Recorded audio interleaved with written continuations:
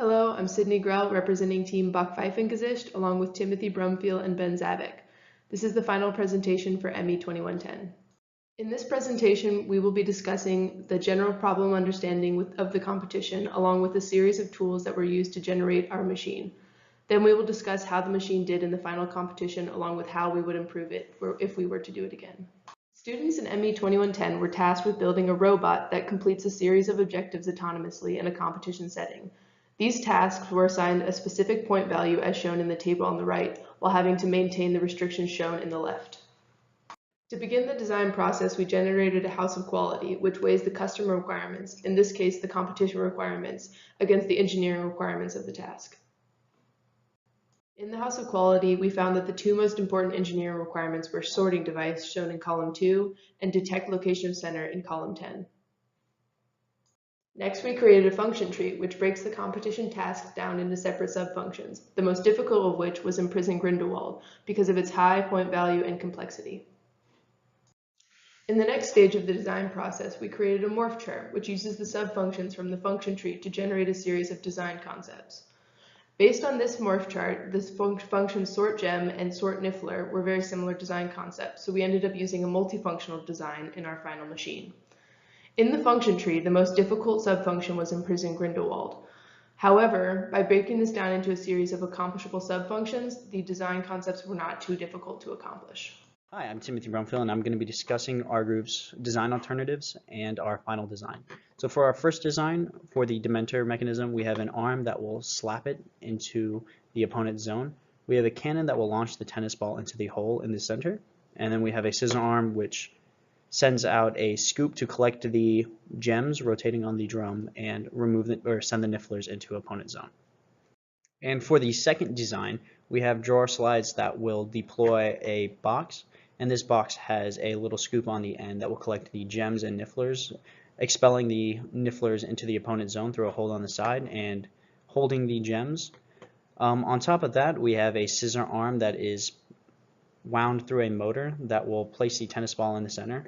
For the Dementor removal, we have a claw that is shot out through a pneumatic piston, and once it is out and is caught onto the Dementor about right here, a motor will retract it back to our starting zone. For our third design, we have a cart that reaches out to the drum. It's deployed through the use of mouse traps, and once it gets to the drum, similar to design 2, it has a scoop and a box. It collects the gems and expels the nifflers into the opponent's zone. On top of that, there is a scissor arm oriented differently, but it will bring the tennis ball into the center of the drum and release it at the appropriate time. This is all achieved through the use of a DC motor. For the Dementor, which would be positioned about here, we have a ramp that drops down, and upon retraction, it collects the Dementor and releases it into the home zone.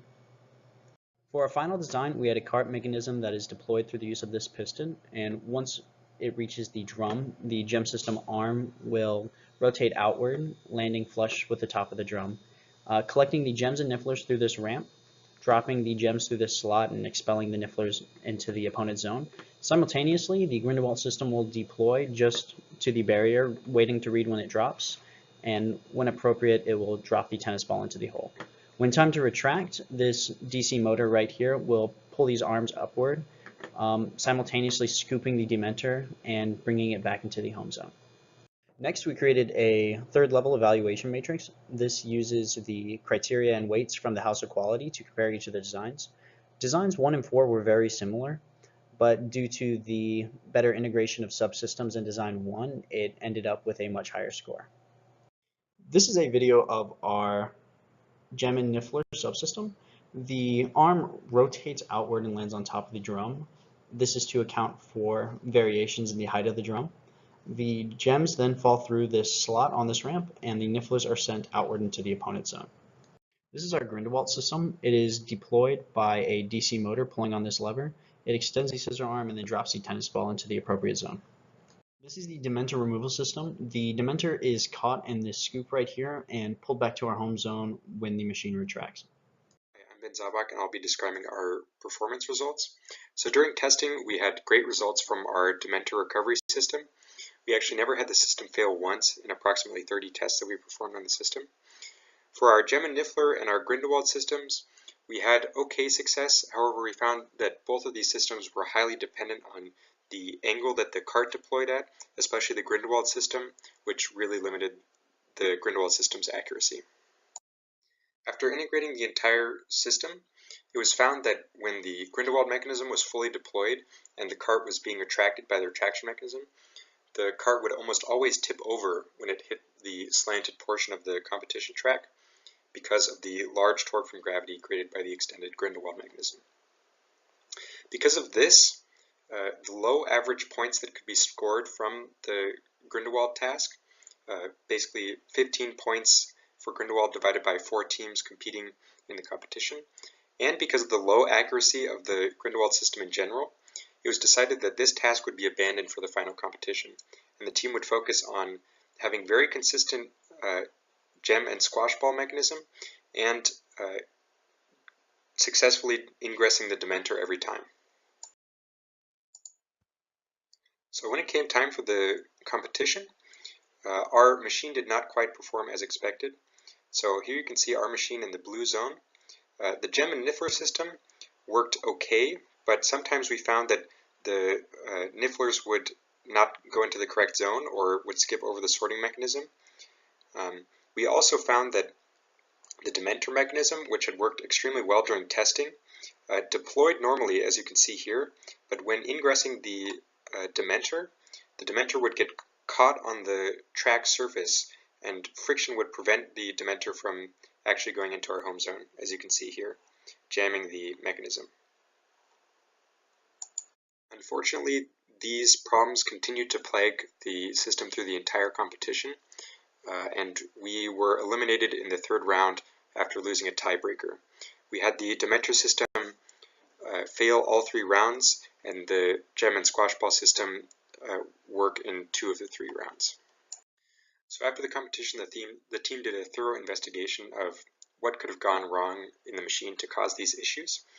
So the first thought was that perhaps the bolts that held together these linkage arms here were loose, which could be causing the cart to deploy kind of canted at an angle, which would cause the scooping arm to hit the Dementor in the wrong place and cause Dementor ingress to fail, and could have moved the scooping arm for the Gem and Niffler system out of alignment, which could have also prevented that system from working properly. However, it was found that this was not actually an issue for those linkage arms. Additionally, the components were all checked for signs of wear or bending or things like that, which again they did not show. This implies that there were some other external factors to the machine which changed between the testing and competition and caused the machine to perform poorly. One example of this could be that the tracks were freshly painted and leveled the night before the competition, which could have caused the coefficient of friction between the dog bone and the track to increase, preventing the dog bone retraction mechanism from working properly. Another factor could have been that in testing, the setup and boxing process was relatively calm, and we took our time with it. However, it could be that during the competition, because of the rush to box quickly, mistakes were made which bumped the machine around and caused it to be misaligned during all 3 competition rounds. So looking to the future, one of the easiest improvements that could be made to this system is that the dog bone could be lifted from the track by the scooping arm once the scooping arm is under the dog bone.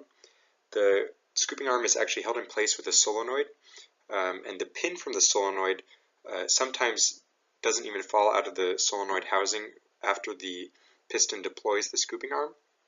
So some simple mechanism could be added which prevents the pin from sliding out of the solenoid housing, and then the solenoid could be reactivated once the scooping arm is under Grindelwald to lift it off the surface of the track and prevent that friction issue that was observed. The mechanism could also obviously be improved if the Grindelwald task was attempted. This would need to be done with a smaller, lighter mechanism to prevent tipping. The build quality could also generally be improved. Because of time constraints, Some aspects and subsystems of the machine were made using hot glue and cheap materials like that in the interest of time. Improving these subsystems would allow for better adjustment of the system and overall stronger parts. Finally, the aesthetics of the entire machine could be improved a lot.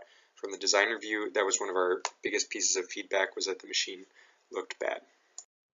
This class was a challenging experience, but we learned a lot and had a great time. Thanks so much for watching. Any questions?